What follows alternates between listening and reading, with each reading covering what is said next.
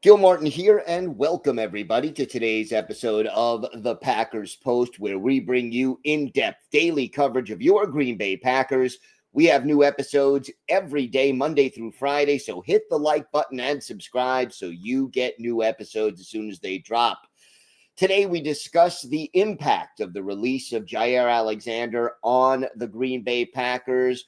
The Packers announcing they are releasing Alexander on Monday, and apparently Ja's agent and the Packers could not find a restructured contract that worked for both sides. Mandatory OTAs start on Tuesday of this week, so if Alexander showed up, he would earn a bonus. The Packers would have to pay it.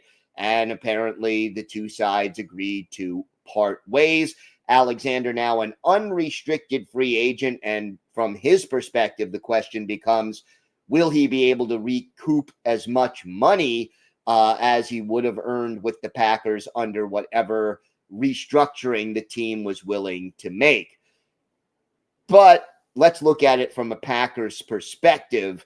First of all, the first impact, you free up some cap space. No doubt about that. It's a post-June 1 move.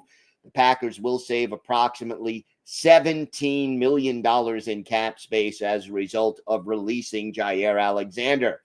And why is that important? Well, it may give enough room and flexibility for general manager Brian Gutekunst to bring in another cornerback, whether it's a free agent, maybe another player gets released post-June 1, or maybe in a trade that, could give the Packers another top cornerback, a cornerback one. Another area that this will affect clearly is team chemistry. No doubt Alexander was very liked in that locker room. We heard Keyshawn Nixon talk about it. Jordan Love recently on Up and Adams saying he's definitely a player we need back. He's a guy we need around. He's a character. That's a guy you never know what you're going to get with Ja. He's always a guy that interacts with everybody on the team. He jokes around, but he also has that serious side to him as a competitor. And then you had Xavier McKinney posting videos on social media of him and Alexander working out together. And McKinney earlier at voluntary OTA saying we would all like him back. We want him here, but however that situation plays out, that's how it plays out. So McKinney clearly saying he wanted Alexander back, but knew it may not work out quite the way he wanted it to. And look, Alexander is confident. He's brash. He's liked in that locker room. And there's no doubt that his absence will be felt. But most importantly, perhaps, how about the cornerback position? Alexander, when healthy, was clearly the team's best cornerback. And now, without him on the roster for 2025, the team is clearly not as talented and not as deep at the cornerback position as they were if they had kept Alexander. Keyshawn Nixon now most likely the starter at one boundary spot.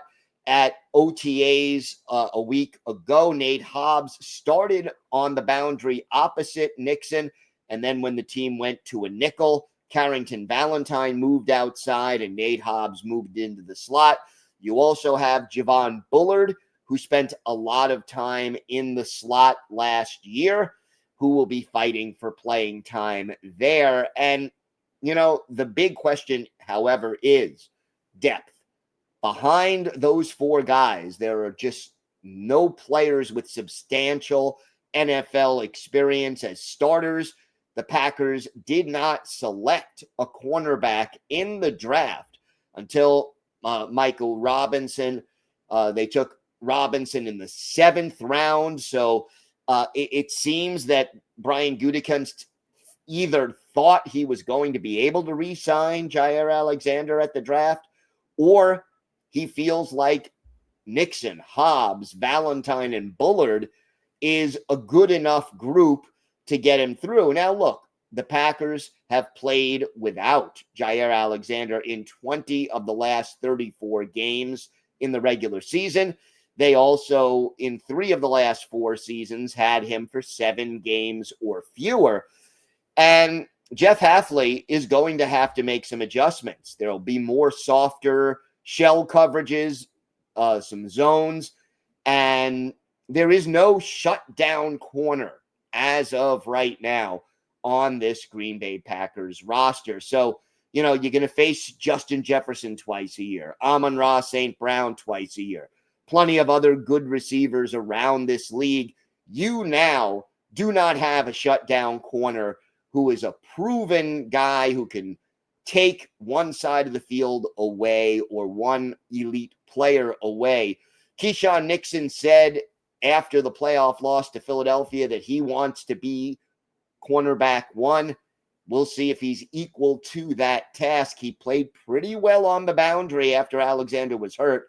But again, I think Jeff Hafley going to have to change his approach a little bit unless someone proven comes across. And I think the final way that this affects the Packers, and this may be more of a big picture thing, but I think it's important. The Green Bay Packers are a good team. They've made the playoffs with the youngest roster in the league over the last 2 years. Winning NFL teams, good NFL teams, have talent throughout their roster. And they generally don't have any major weaknesses. Or if they have one, they're able to sort of, a great pass rush, for example, can cover for having a weakness in the secondary if the pass rush consistently puts pressure on opposing quarterbacks. That's just one example. But Super Bowl contenders, elite NFL teams, have playmakers, difference makers on their roster. And maybe one of the reasons the Packers lost to the other elite NFC teams is that they didn't have enough difference makers. When he was healthy, Alexander was very often a difference maker. But now, do the Packers have enough difference makers on this roster, impact players, to be more than just a good football team and to take on the top teams in the division, in the conference, and quite honestly, in the league? That remains to be seen. And the ball is now in Brian Gutekunst's court to try to see if the Packers can upgrade the cornerback position or if they're happy with the way things are right now. Don't forget to check out our website at thepackerspost.com. We have new articles dropping every day, Monday through Saturday. So check that out. Hit the like button and subscribe so you never miss an episode here of the Daily Packers Post.